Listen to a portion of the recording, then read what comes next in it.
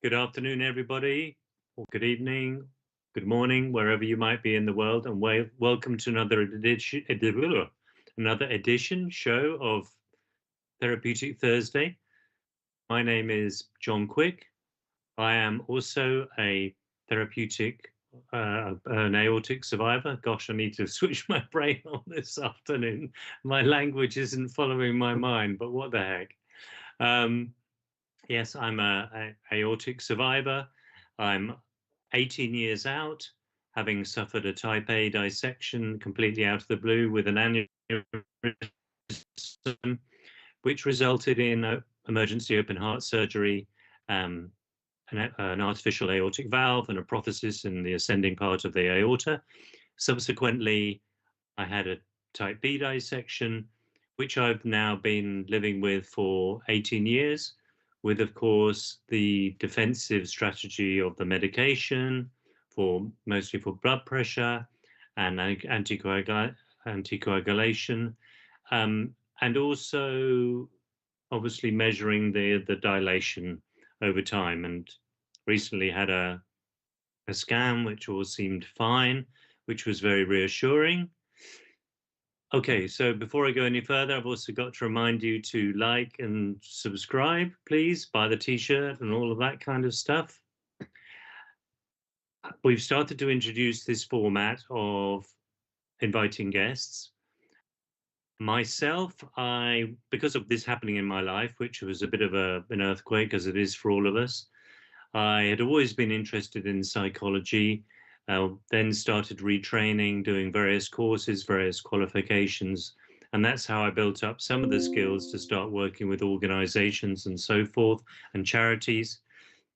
And hopefully, particularly in this field, I can bring my own experience of aortic disease, particularly around the areas of PTSD, which I think is pretty much a given, to helping people how we manage the condition, how we move forward, how we build our resilience, how we rebuild our confidence, how we face the daily struggles.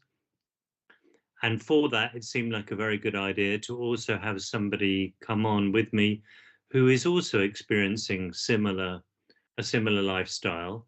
So joining me today is Diane Bishop, Hey, who John. is also an aortic survivor.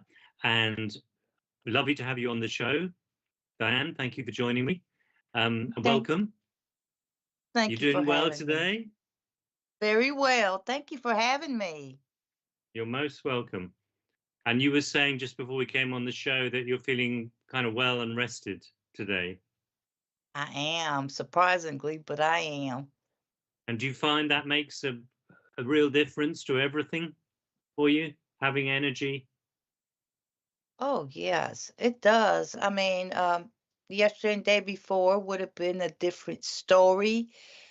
Every day's a new day and a challenge for me. You never know how you're going to wake up or how you're going to end up. Because as of now, I'm full of energy and ready to go get them on everything. But by the end of the day, I'll probably be out of gas and just ready to call it a day. But it's challenging living with an aortic dissection and not knowing what uh, life brings at you and how you're going to be able to deal with it at this time.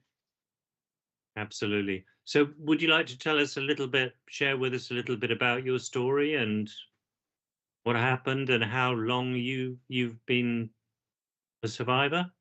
Sure. Um, I, as well, am a survivor of 18 years. I dissected, and unfortunately, when I dissected, I didn't know, of course, as many of you didn't know, but what my story goes is I suffer from lupus, a mixed connective tissue disease. Hmm. So the some of the symptoms that came with aortic dissection, I had with aortic disease, with the soreness of the muscle, the fatigue, the confusion.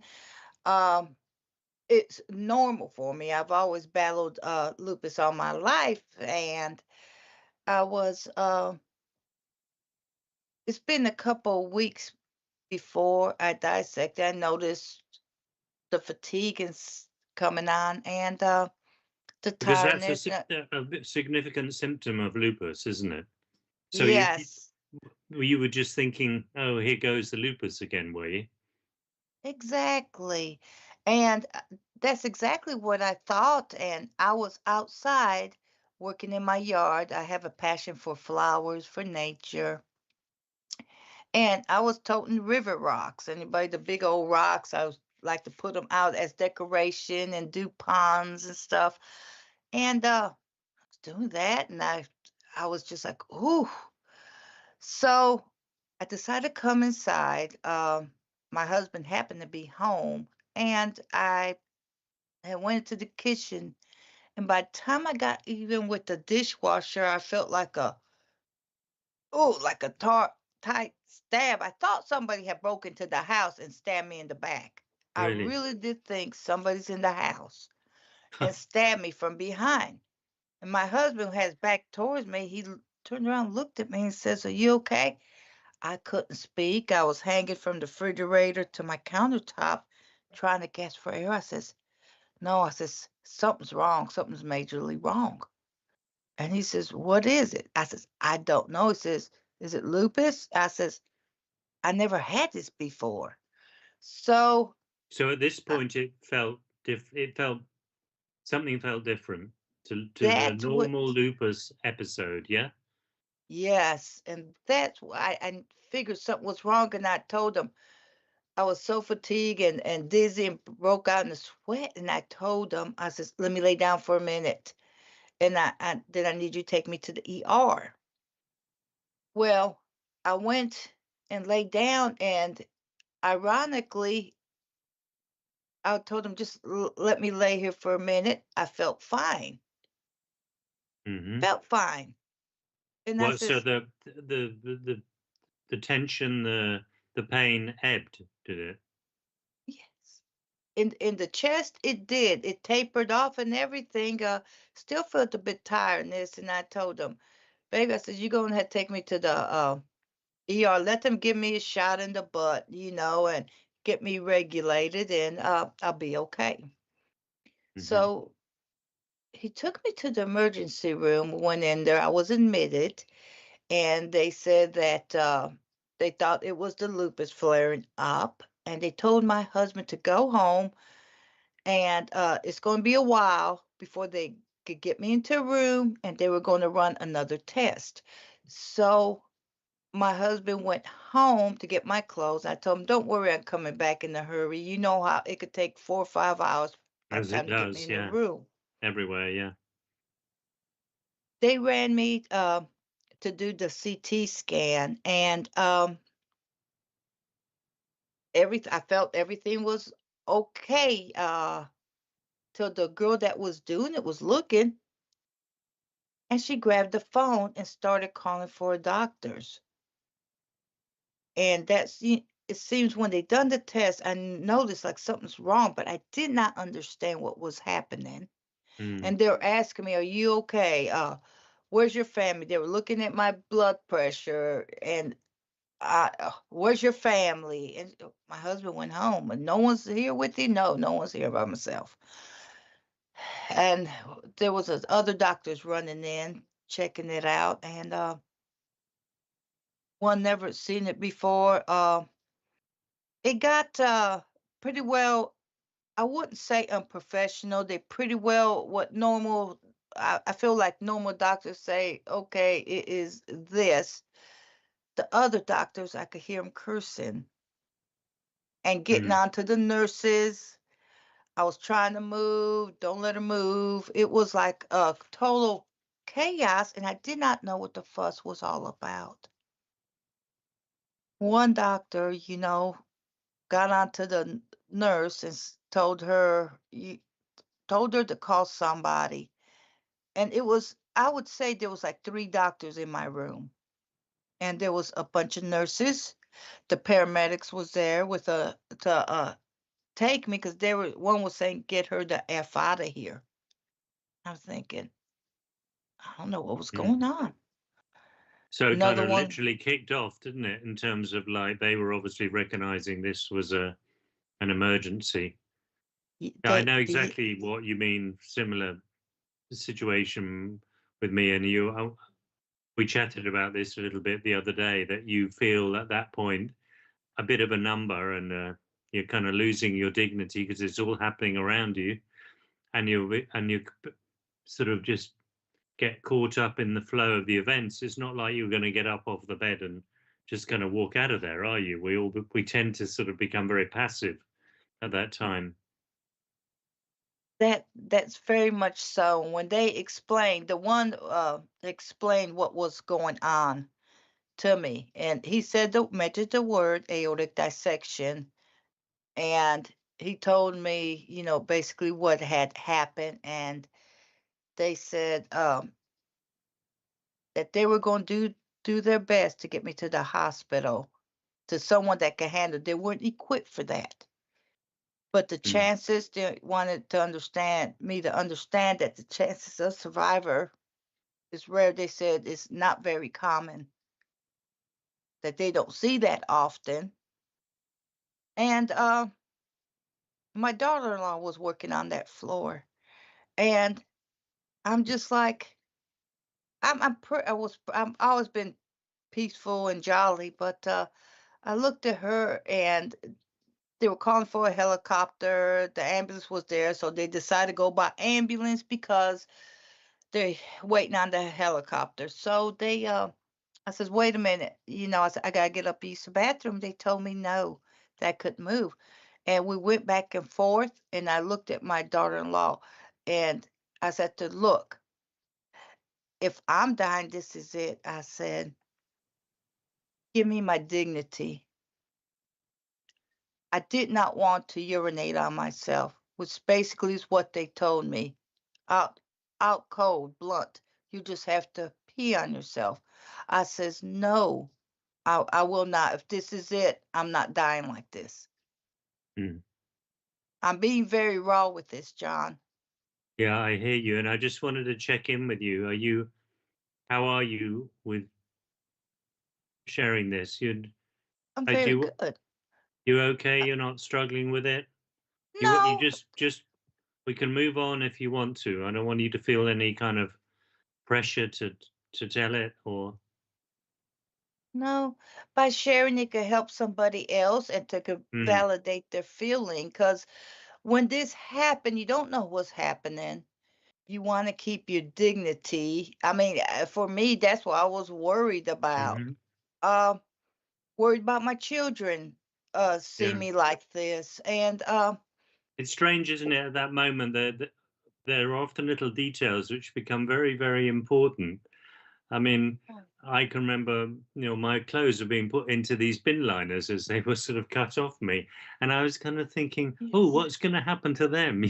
Like where are they going?" And Mm, just silly things like, "Where's my phone?" And um, yeah, and it's kind of like perhaps we're trying to ca- put some normality into the situation mhm. because by this stage it's just becoming so surreal, isn't it? Yeah, you go through a series of emotions, and, uh, one of the things, like you were saying, you're watching them put your clothes in there, your cut up clothes in in the bag. Yeah, it feels a bit final. Yes, exactly. Seemed like the final, this is it. And for me, my final moment was, and it's one thing that I struggle with was my husband hasn't made it yet, and they try to wait as long as they can. I was already naked, already strapped down. And they said, we're going to have to start.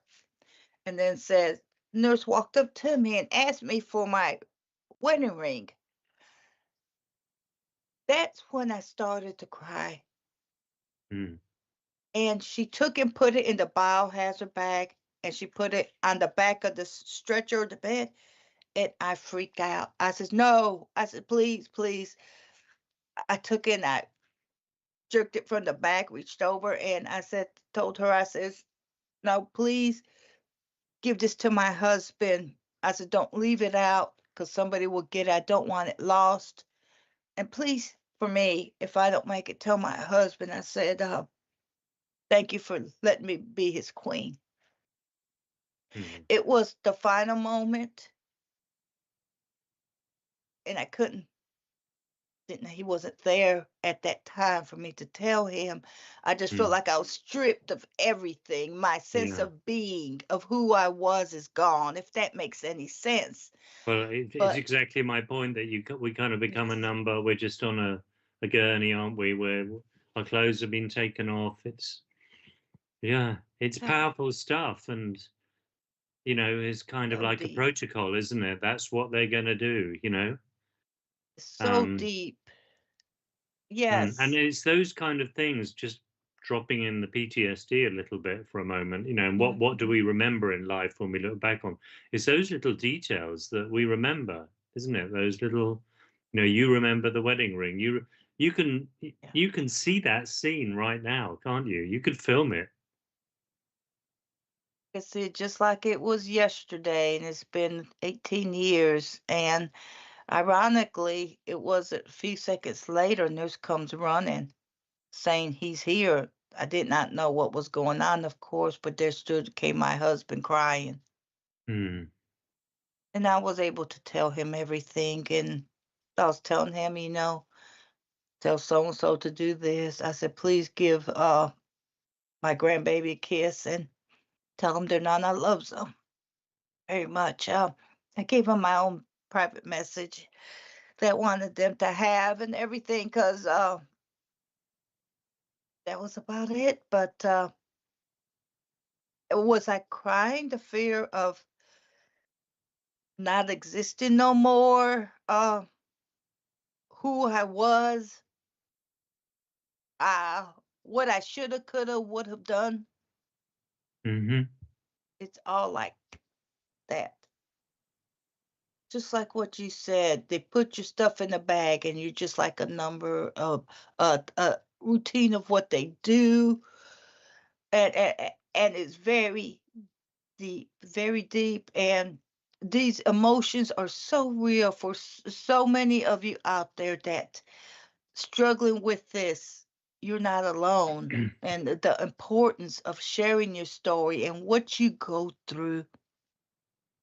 Mm. And sometimes as painful, it's helping somebody out there validate their feelings. Because for others, it could be their marriage they're losing because of this, their significant other not understand it. And I have uh, known a few people who the partner couldn't deal with it, or their boyfriend.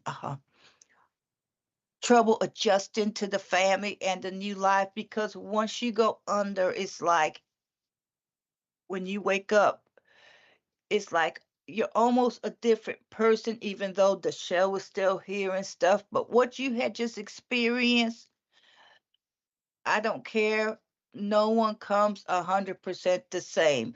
And by that meaning, John, you come out either better or stronger. You take something with you. There's something that changes you in a certain direction. You may be more athletic. I've seen people, oh, I got back to lifting weights the way I used to and stuff. Perhaps you gotten to be better at it. But I can't believe that everybody that's experienced this has come 100% the same person. So I just want to slightly rewind the tape there because we're going to come on to all of it. Okay. What's happened since, what your journey has been. But there was just something you were talking about there, which I think is, again, important from the kind of recovery and the PTSD issue, is that in those moments, the bin liner moment, the wedding ring moment, the paramedic shouting or whatever, we become aware that everything's pretty like this, it's very binary, you know, and things can feel like, which side of the bridge am I on here? And, Mhm. we're, if we know we're going to go into surgery, we know that we're going into the complete unknown. We don't know if we're Exactly. going to wake up. And it's extraordinary, really. And I pay tribute to anyone who goes through that, because it is, it's such a rare journey to make in life. And Mhm. those are the kind of things that can help our resilience, because we can be proud of it. We, hey, I've done this, I've come through, look, and turn that perception round of like, oh my God, this happened.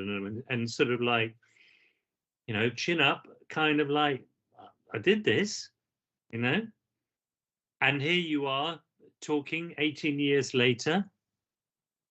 I'm sure there have been many challenges along the way, but you're here, aren't you? Yep, many challenges. But being there when everything's going down, you're at the mercy of the everybody else. Hmm. When you come out and trying to readjust, it seems okay. They give you these. You go through the surgery. Okay, you're in the hospital a week, two, or longer. A lot of people been in there a lot longer, or whatever. And then you go home and you're having to adjust to all this, Hmm. to life, because the medical professionals ain't going to be there every day from waking. You ain't going to have them. It's back to your world, but you're with aortic dissection, and you had this surgery, and it's a new life. You're having to live with some restrictions, possibly, Hmm.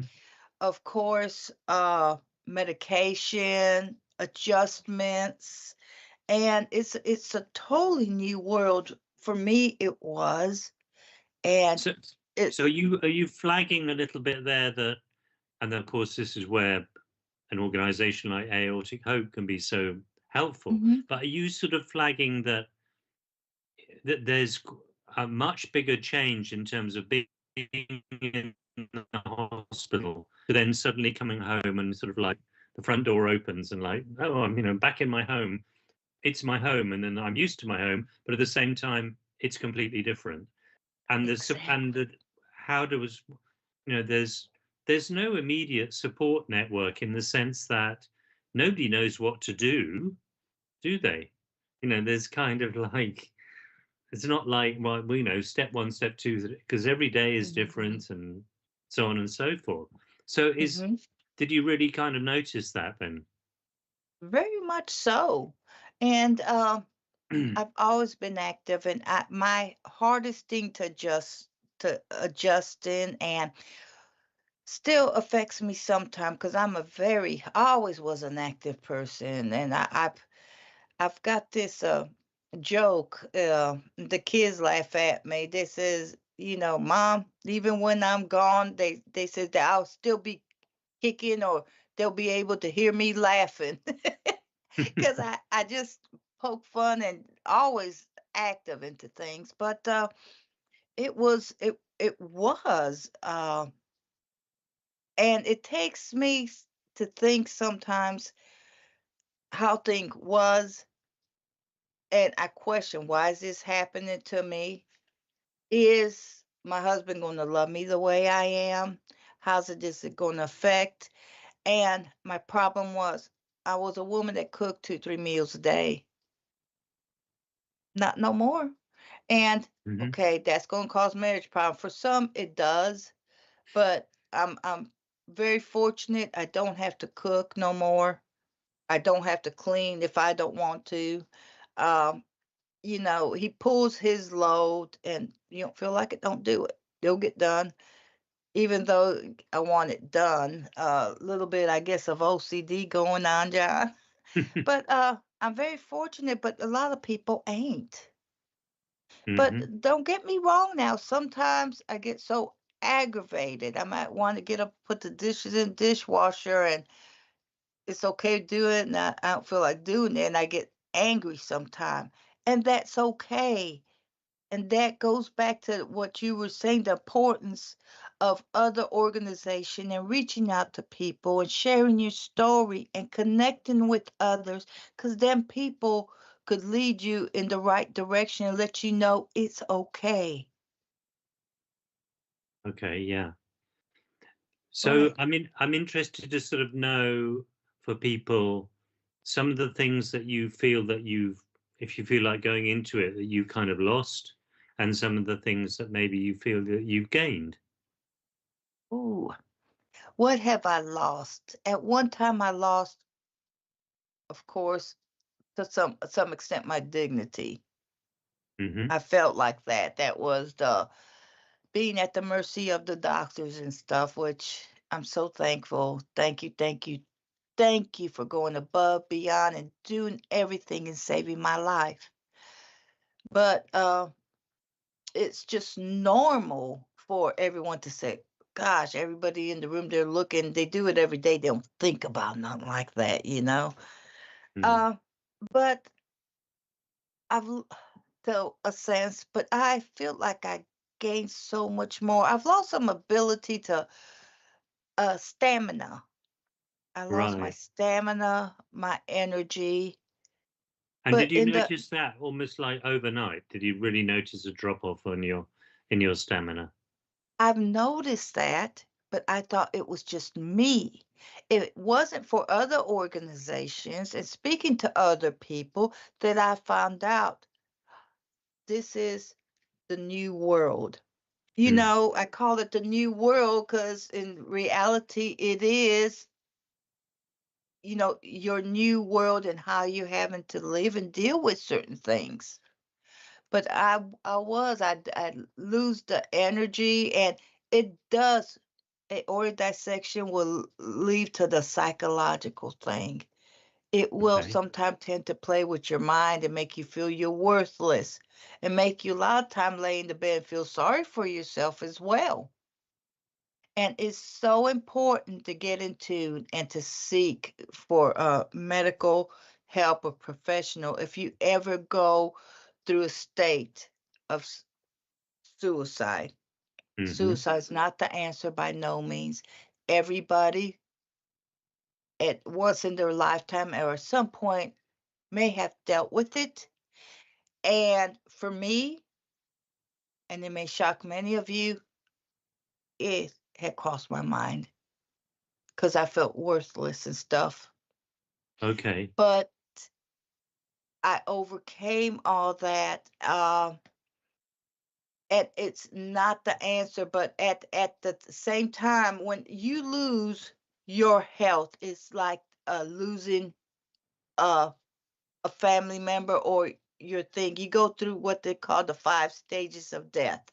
Do you agree, John? You you go What through I the think, what I think we can experience, and I want to quickly as well go back to what you just said about what you're talking about, mental anguish of this, yes. is I think we can experience symptoms which are actually quite similar to grief when we lose somebody, Hmm. because in a way we're grieving an old self. And Yes.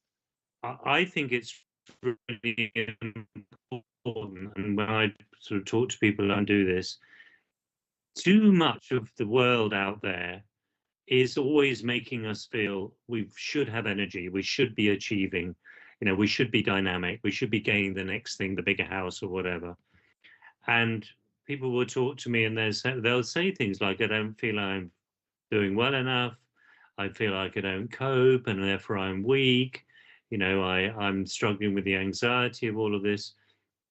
And I actually think it's so important to try and normalize all of these kind of things. And Hmm. again, because I think perspective is everything, is try and shift the perspective that there are huge amounts of pressures out there today in the world, more than ever, and particularly, things seem to be ramping up all the time. And I think it's normal to feel those pressures.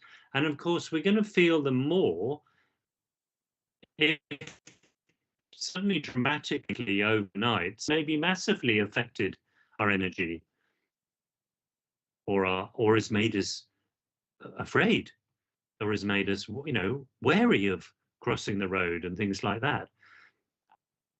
And yet what the risk is, and this is what I think can lead into the sort of tunnels of despair, is that we then become very self-critical about that. We put it back on ourselves, blame ourselves, when actually what we have to try and do is really find that forgiveness every day.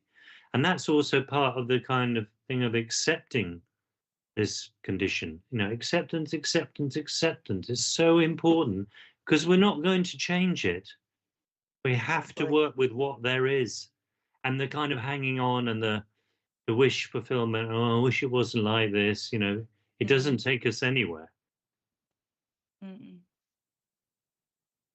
So, do you see where I'm going with that? That kind of like I'm trying to kind of normalize feelings of despair and feeling overwhelmed. Yeah, why wouldn't you? Mm-hmm.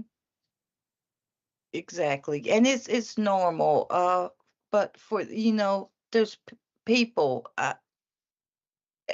I feel like everybody has gone through that stage where they had the anger, they done the bargaining, they done the denial, which I definitely denial. I was thinking, I want a second opinion, these doctors don't know what they're talking about and stuff. But yeah, but it's the acceptance and well, they messed me up. They done something wrong, which really prior to this, I was misdiagnosed before, and I ever dissected.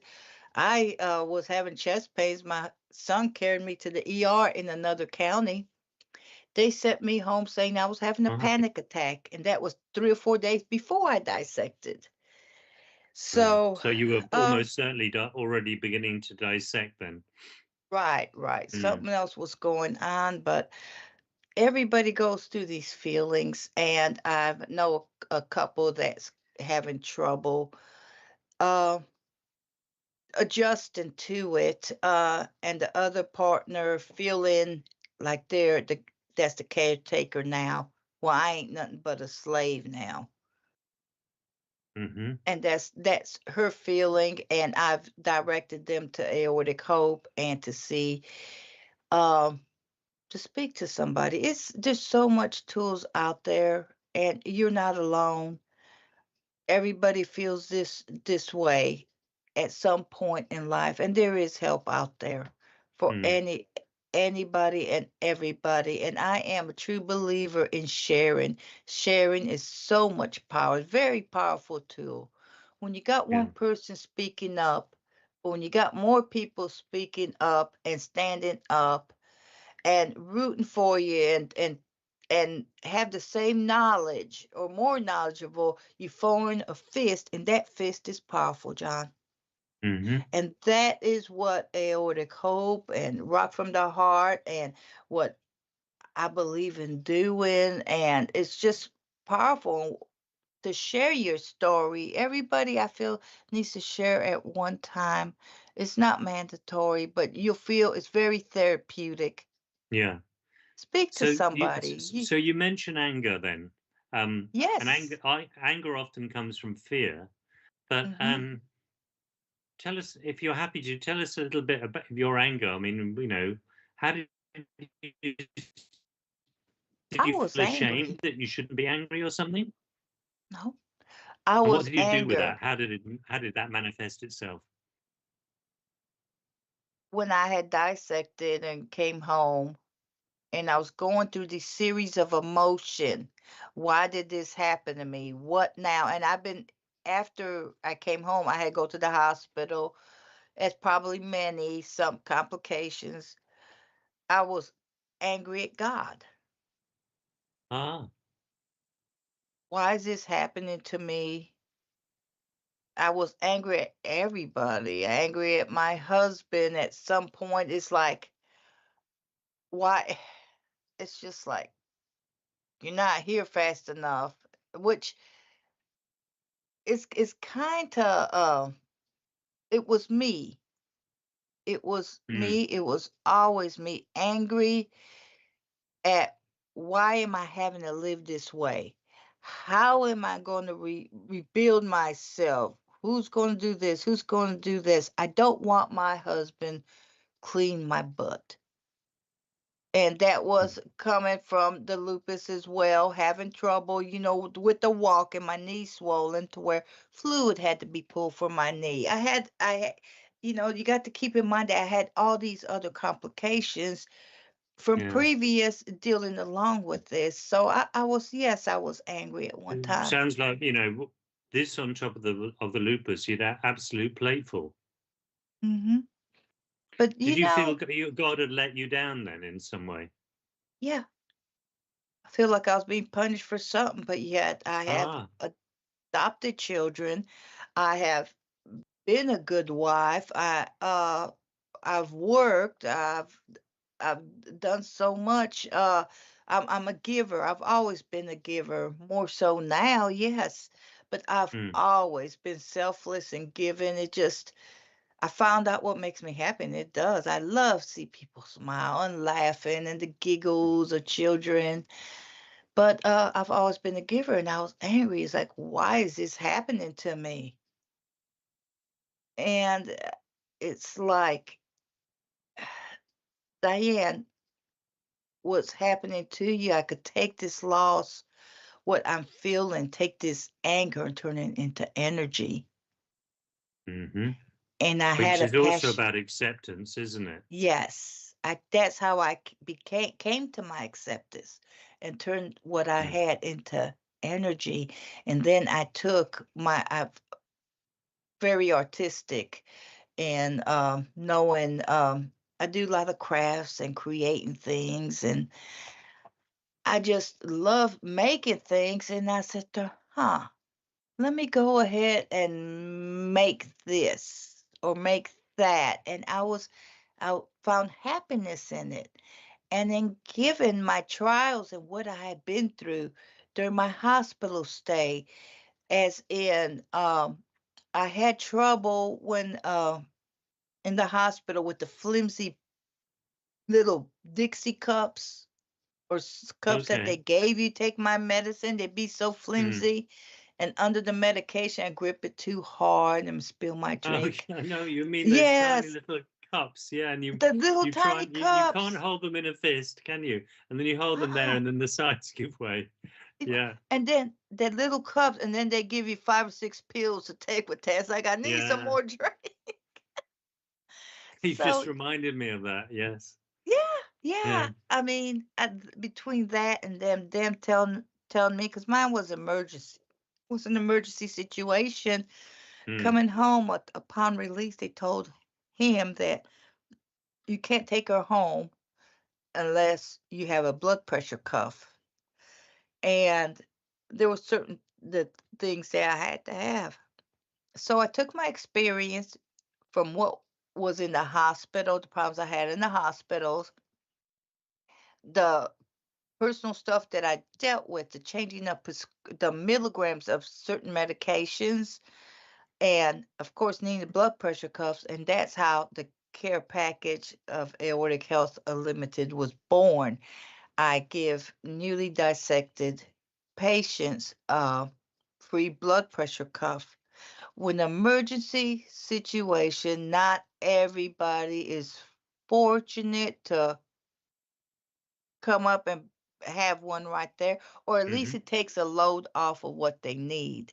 And those going into the hospital would have pill cutters and pill organizers to keep their medication, a journal, Yeah. uh, a cup with a lid on it, a sturdy cup that says survivor on it, that and some other goodies in there. Mm. So that how that was born. It was my own personal experience and in mind of those in need.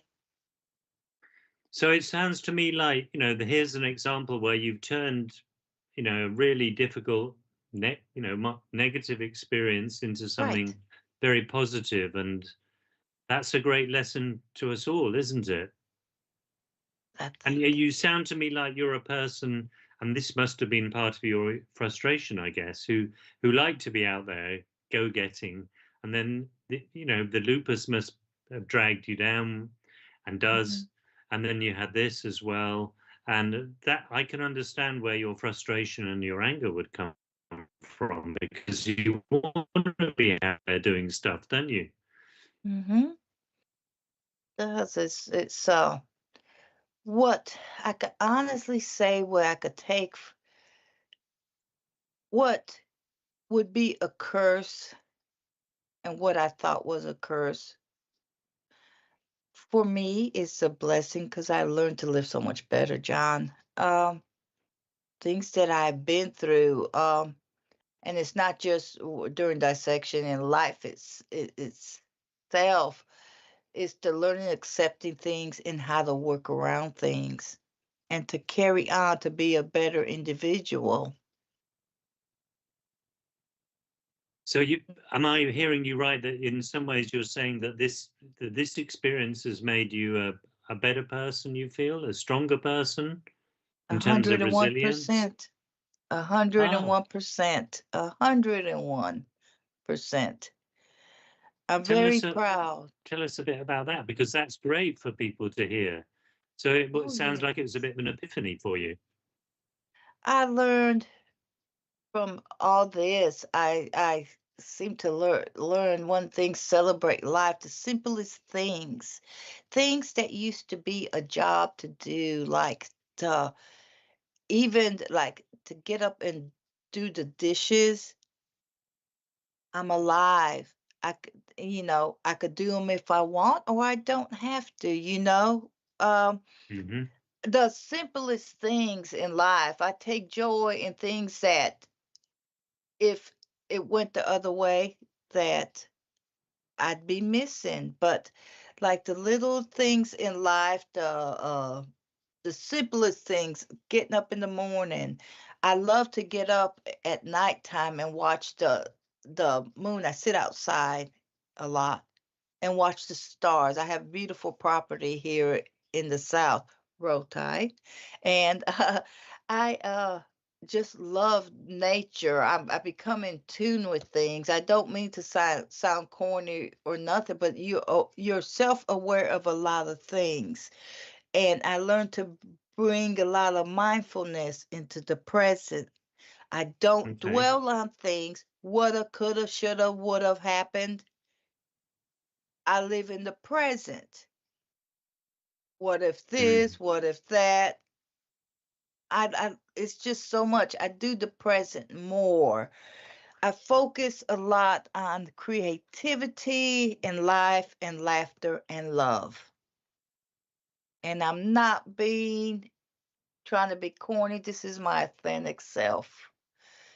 And my daughter-in-law, my son came and, what's up, mom? Oh, cooking some biscuit and gravy. I'm just naturally spunk. And I'm just happy. I focus with what I've been through. I focus a lot what I'm going through and living with aortic dissection. I focus a lot on growth in giving how to make things better for myself, for others, for my family, for the community. And that's why organizations, togetherness is so important. Hmm. It's very grounding just to do simple things like go and look at the stars, isn't it? It Oh, reminds jeez. it reminds reminds us of our place in the whole cosmos and can kind of when maybe all of these problems and these health problems are getting a little bit out of the bottle, Mhm, something I do is like go out and just remind myself, mhm. I used to never do it, that. we I can be used part, to, we can be part of we can be part of this world, but also, hey, come on, John, don't mhm, take yourself too seriously. It's a big right. world out there. It's a big Uh-huh. universe. Yeah, and you know what's so crazy? I used to not always be like that. I've always been, growing up, I used to be always quiet and shy. Really? Honestly, folks, I was quiet and shy. Now I'm bubbly, giggly, and everything. But it has changed perspective in what I do. Uh, what it brings awareness to your surrounding, Hmm. if that makes any sense. Well, I just wonder if you're also saying that has aortic dissection simplified life for you? Indeed, it has 100%. And by doing Mhm. this, I feel Tell us a bit more about that. it's simplified by things by like if I don't have to cook, I don't cook to where I am the woman of the house. My husband's coming home from work. I have to cook. Uh, to vacuum, which I can't remember the last time I vacuumed. My husband does that. Um, it's put on more jobs on others to where I felt obligated to do other things. I learned to reach out to other people. Hey, I need you to do this for me. And Mm. that's okay. So that's also important. So, so you've learned that you have to what? Delegate trust to other people more to Right. do things? Hmm. Yes. It's a hard thing to do that sometimes, isn't it? When we used to like being independent and taking care of us, to actually admit this, can you do that for me? Yeah. And I tell you, John, another thing that's very, very important, and it's not selfish at all, is self care. Hmm. It's okay for us to take time off for ourselves. It's not just women, it's men alike. Everybody needs times to themselves. We need to get our nails done or self care to be with ourselves or with our friend. Your husband needs to be with his friends and stuff. Is to help to get to our own being. You Mm. understand what I'm trying to say? I do, yes. And Yeah. it's very well okay. I know like once a year we have a girls trip, and this is with other survivors that I go on, and they are my family. They are my sisters. And we do this That's every great. year. We decompress, laugh, cry, and what have you, fight a little bit, whatever. But at the end of the day, we're family, we are one. And we are stronger and we're better for that. By having time to yourself helps you become a better person. Because if I don't get my rest or get my time or the girl time, I mean, or fall into depression, you can't be a good version of yourself.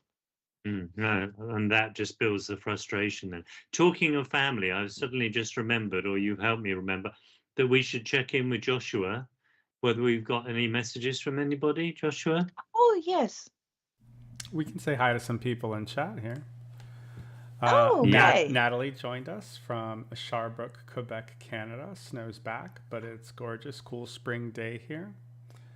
Okay. Hi, Tom's Natalie. here. Tom just got checked up and is working on AFib. Christina says, "Get well." Wishes Hi, Tom. Tom.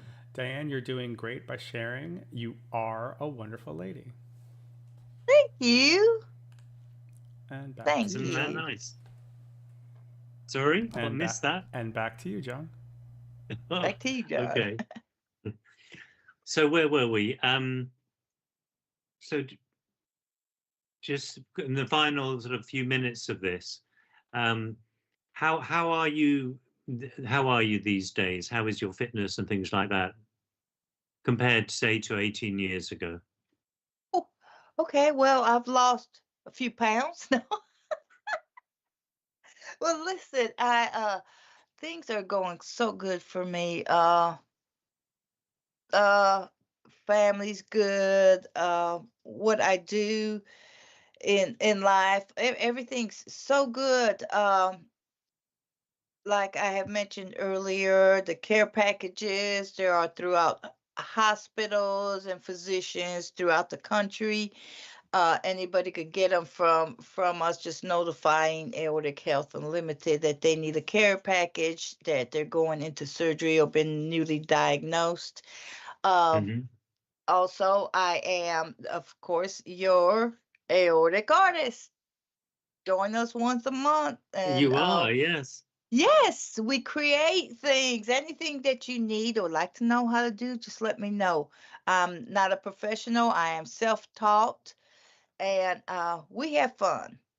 Me and Karen do have That's fun, and I am also the head of the women group. That's coming up at the end of this month, I believe, and it's for women only, and it's very much needed for women to come together and be able. None of it is recorded or nothing. It's for us to all to come together and be able to discuss things that we hmm don't feel comfortable in discussing with men. It don't matter what it is. sure. So that's very much needed. And I also am of course, ambassador for Aortic Hope. Very proud Mm. ambassador. Been for years. And also for Rock from the Heart. I'm one of their supporters. And life's been good, So raising you're awareness busy for then, aortic aren't you? disease. And I'm and very busy. just medically then, now that you're 18 years out, are you having a scan every year, or is it every 2 years, or every 2 years? Yes, every 2 years I have to go in for a scan. Um, So but that in I kind itself is a landmark, isn't it? That it's not every 6 months, or it's not every year. And that's more mhm, or less what I've been told. Next one in 2 years. And that's such a relief, isn't it? it is. It's so sweet.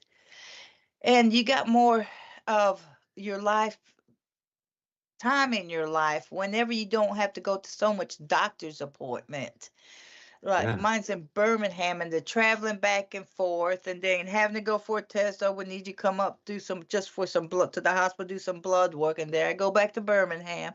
But everything is great. And um my surgeon, Dr. Kyle U. Daly, carries the packages at UAB Hospital. So I see him Uh-huh. quite often. And That's I nice. work and talk with him often and his girls. So I stay very active in the community and I keep my life busy. I do all my work while my husband's gone off to work.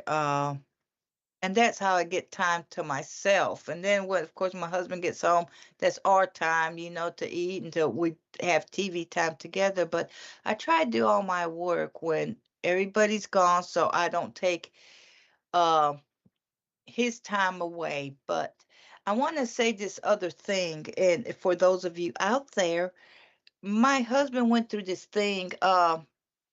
When I got involved with Aortic Hope and these other organizations and doing and going to appearances, to ABC 3340 and Tuscaloosa News and all this, and I don't know if he felt left out or and I was going to wherever I was going to meetings and the traveling, and I took him with me. Last year was the first year he attended Rock from the Heart. Hmm. And because he'll see me, if everyone looks at Paige and stuff, you're out there playing, you ain't doing nothing and stuff like that. But when he came, he had tears in his eyes. I spoke that was the day that I spoke. And he says, I get it. And now he attends with me once a year. He goes with me. I attend Rock from the Heart twice a year, but he goes with me once a year. And people out there, they know him. Hey, Rick, how you doing, Rick? I mean, he gets the thing, the connection with people.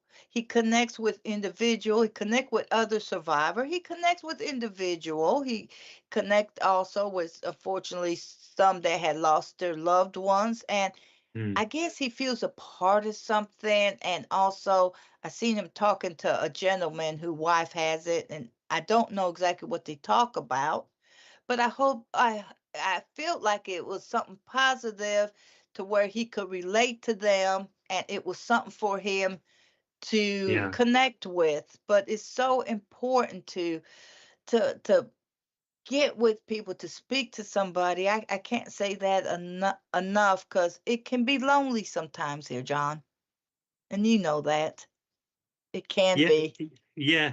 So are you sort of saying there that by the inclusiveness kind of has Hmm. helped you both and helped your relationship? Because possibly when he saw you going off on all of these things, he maybe made him feel, a bit strange or whatever. And what is this? And that Diane's got this whole other life around the Where do condition, I and fit maybe in? it would be perfectly understandable, wouldn't it, if someone could therefore feel a little bit insignificant against that, or my story is not. Right. And it sounds like you did a good thing there by encouraging him to become involved, comes along to these gigs. And then you said Hmm. that significant thing that you hear him or you see him talking to someone else whose wife has the condition. It sounds like he's Yes. getting some support there from that. Yes. And it's so good. And I mean, even when I'm having like conferences like this, I mean, Josh has met Rick before. Before it's like, who are you talking to? What are you doing and stuff. Now he's like, oh, hey there, Josh, or he's Yeah, cool. It's yeah. just so good to, I guess, the feeling of being not just being included, but feel like he could speak to someone else, other people.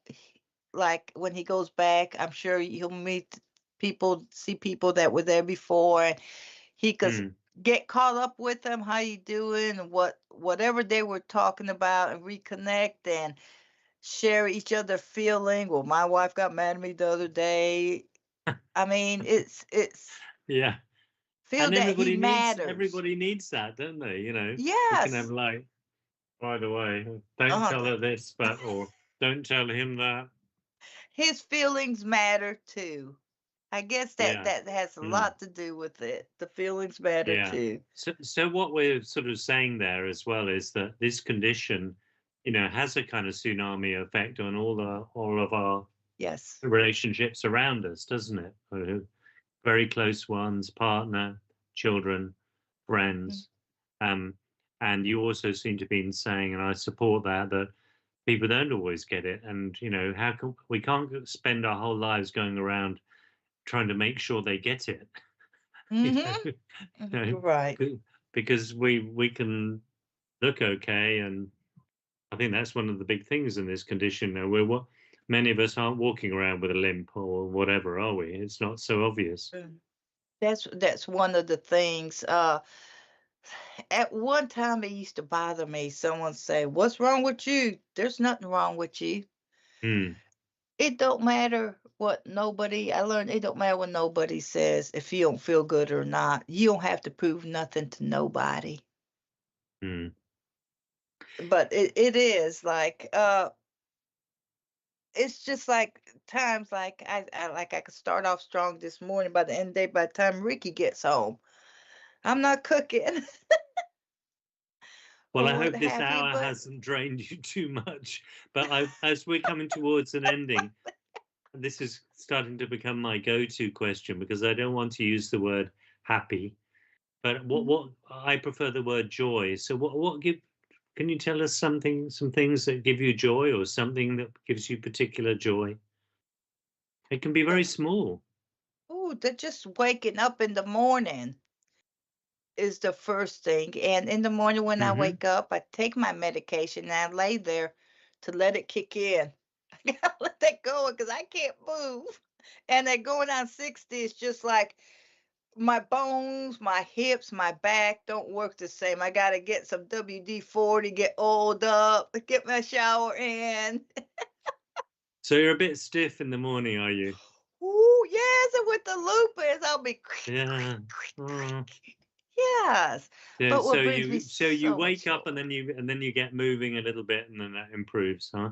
Yes, Mm, yes. And then just what brings me joy is working and seeing other survivors giving is one of the things, and seeing other people happy. Not myself, because like I would like to think that just by saying I did not want my children to see me in the condition to where I urinated on myself. I just wanted to think that I wasn't thinking about myself. I don't want that supposed to have been the last thing that was happening to me. I mm, didn't want them to be the last memory of me. But I like people to always remember the joy and the happiness, and uh I just laugh at things. I mean, there could be someone having a bad day, and the Karen could tell you it's just like I'll make them laugh or something. I've got to say or do something. It's just like, Yeah. don't tell Diane if she comes. It's just a Well, it's nice. I can happiness. feel the sunshine you can radiate out. And as we're coming towards the end, I've got to remind everybody, haven't I, Joshua, to like and subscribe, please. Keep Please. supporting Aortic Hope. And Diane, I want to thank you so much for coming on and sharing your story with us. Thank you. So, Always a pleasure talking to you. Thank you so much for having me, and everybody out there. Please talk to somebody, anybody you feel comfortable with, and it's okay, and you are loved. that's lovely to hear. Okay, Joshua, is You he ready? still there? Are you ready to close out? I'm ready to Ready? close up. All right. Yeah. Before we go, we have some last few messages here in the chat. Elena says, "Hi to all. Your story is encouraging. Washing my dishes and listening." There we And go. Karen Hey, dishes said, again. Karen says, "Diane, you're amazing. I love the idea of self-care and unloading tasks onto others. There's nothing Hmm. wrong with giving yourself a break and letting other able-bodied people to share the load. Right. She is proud of your personal growth." Oh, she gonna make me cry. Oh, that woman.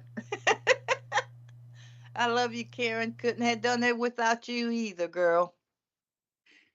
That's nice to hear. Hmm. She's been my rock through a lot of things. She really has. Okay, Joshua, I don't know, what do I do now? Do I pull the curtain? Do I No. All you have to do is say, "Have a good day, everyone." have a good day, everybody? Lovely to speak with you all. Great to have you.